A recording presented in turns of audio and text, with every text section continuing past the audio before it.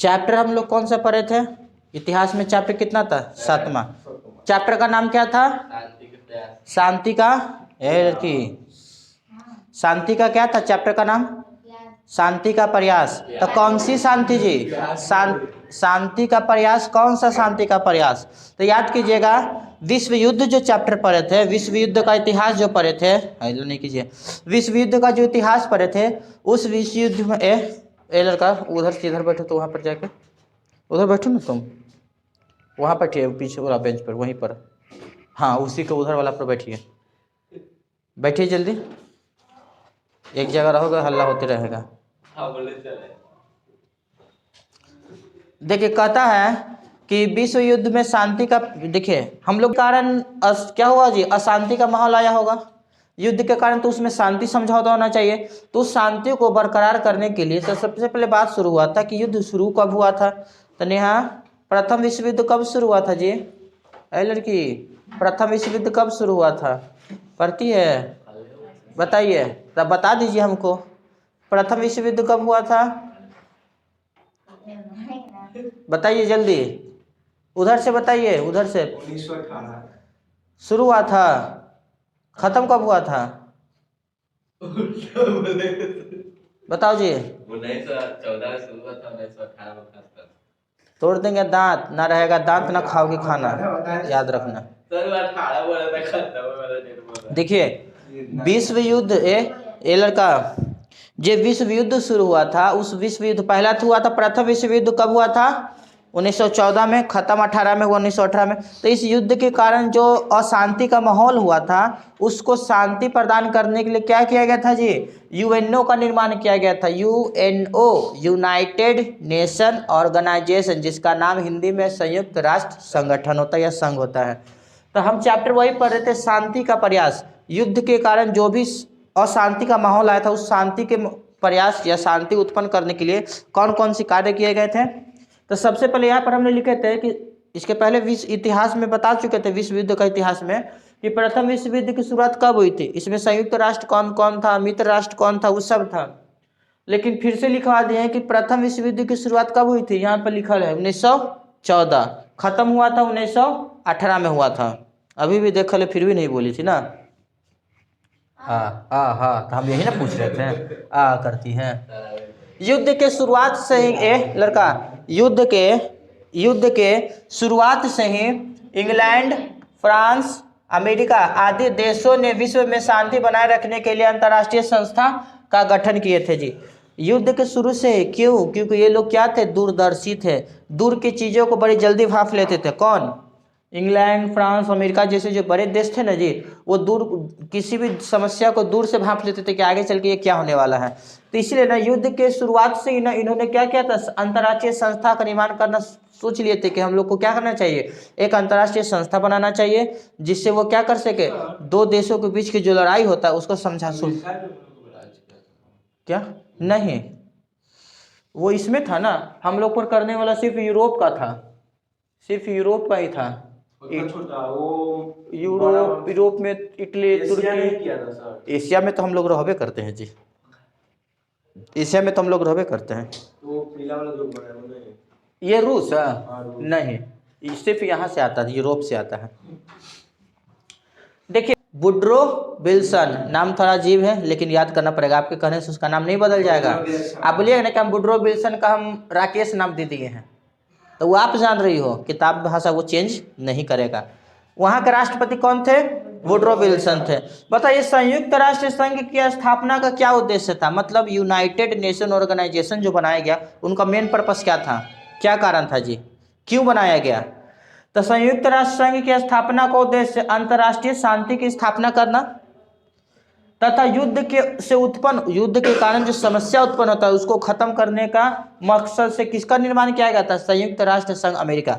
अब जैसे दो को बीच में लड़ाई हो गया, मान लो उधर से और इधर से क्या हो गया, लड़ाई हो गया, तो लड़ाई हो गया तो लड़ाइया होगा तो बाद में अशांति का माहौल आएगा नहीं। अशांति का मतलब उसको देख के नहीं बोलेगा, ये उसको देख के नहीं बोलेगा, तो बीच में हम क्या करेंगे जी, इसका बात सुनेंगे जी, तुम काहे लड़ाई किया, हाँ ये बोलेंगे ये जी तुम काहे लड़ाई किया, तो ये बोलेगा कि हम मेरा पेंसिल चुरा लिया। हम बोलेंगे हाँ जी सही बात है, तो बोलेगा कि नहीं गिरल था तो हम उठा लिए थे। तो हम बोलेंगे ना चलो ठीक है, बात विचार खत्म करो, इसका पेंसिल अपना दे दो, काहे लगी छोटा छोटा चीज लगी लड़ते रहता है। आपने क्या किया जी, छोटी छोटी बातों लेकर क्यों लड़ाई कर दो। अब दोनों में बीच में क्या होगा जी, मित्रता की भावना आ गई, फिर से वो लड़ाई खत्म। यूएनओ का काम वही होता था लेकिन इसका मेन काम क्या था जी, इसका मेन काम था देशों के बीच के लड़ाई को सुलझाना, ठीक ना। देखिए राष्ट्र संघ के कुछ अंग थे जी, ठीक है। राष्ट्र संघ के प्रमुख अंग निम्नलिखित थे। पहला था व्यवस्थापिका सभा, दूसरा परिषद, तीसरा सचिवालय, चौथा अंतर्राष्ट्रीय न्यायालय और पांचवा अंतर्राष्ट्रीय श्रम संगठन। ये पांच इसका प्रमुख अंग थे।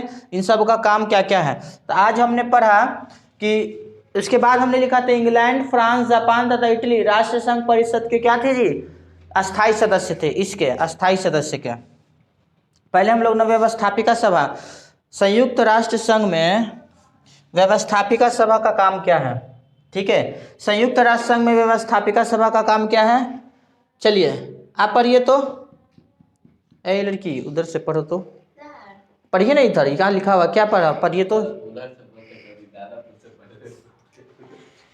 चलिए बताइए जल्दी, बताइए जल्दी बताओ। नहीं चल के अभी पढ़े नहीं, रीडिंग देख के भी रीडिंग तब बोलो, बोलिए जल्दी। संयुक्त राष्ट्र संघ में व्यवस्थापिका सभा के कईयों कार्यों, बताएं। चलिए बताइए उत्तर क्या है। इस सभा का क्या कार्य नए राष्ट्रों के सदस्य प्रदान करना, राष्ट्र संघ के विधान का संशोधन करना, विधान के शोधन करना। चलिए देखिए हम बता रहे हैं संयुक्त राष्ट्र संघ में व्यवस्थापिका सभा का काम क्या था जी, हेड नंबर 1 पर था। इसका काम क्या था, तो इसका कार्य नए राष्ट्रीय के सदस्यता प्रदान करना जी, नए नए राष्ट्रों को सदस्य देना कि हाँ आप इस सदस्य के ग्रुप मेंबर बन चुके हो। राष्ट्र संघ के विधान का संशोधन करना, संशोधन मतलब जो कुछ वर्ड लिखा गया ना जो गलती से, उसको सुधार करके उसकी जगह पर अच्छी वर्ड को लिखना। अंतर्राष्ट्रीय न्यायालय के न्यायाधीशों एवं महासचिव की नियुक्ति, सिलेक्शन करना पर अंतिम अनुमोदन आदि करना किसका काम था, संयुक्त राष्ट्र संघ का में व्यवस्थापिका सभा का काम था। फिर दूसरा हमने पढ़ा संयुक्त राष्ट्र संघ में परिषद का काम कौन था। संयुक्त राष्ट्र संघ में परिषद का काम क्या होता है जी, अच्छा तो परिषद में 2 सदस्य होते हैं, एक अस्थाई सदस्य होता है और दूसरा अस्थाई सदस्य होता है। तो अस्थाई सदस्य जो होता है वो परमानेंट के लिए, और अस्थाई सदस्य एक निश्चित समय अंतराल में उसको क्या किया जाता है, बदल दिया जाता है। जैसे हमने ऊपर में लिखा था इंग्लैंड, फ्रांस, जापान तथा इटली संयुक्त राष्ट्र संघ परिषद के अस्थाई सदस्य थे, फिक्स। पहले स्टार्टिंग में 31 को देश था, जब इसका गठन हुआ तब इसमें 31 को जेट जुटल था, लेकिन आगे चल के क्या हो गया 60 को बन गया। जैसे हमने जैसे 97 को पढ़े थे, 197 को देश, जो 197 देश बना था दक्षिणी सूडान 2011 में बना था 197वां देश, ठीक है ना। 197 पूरा, हाँ पूरा 197 है, तो नीचे वो नीचे वाला दूसरा है। संयुक्त राष्ट्र संघ में परिषद के काम को बताना है जी, संयुक्त राष्ट्र संघ में परिषद का क्या काम है। तो संयुक्त राष्ट्र संघ में परिषद का कार्य युद्ध एवं शांति से संबंधित महत्वपूर्ण मुद्दों पर निर्णय करना जी। अरे लड़ाई होने वाला है तो लड़ाई हो रहा है, उसके पहले ही उस लड़ाइया को कारण हम जान लेंगे, उस लड़ाई को खत्म कर देंगे।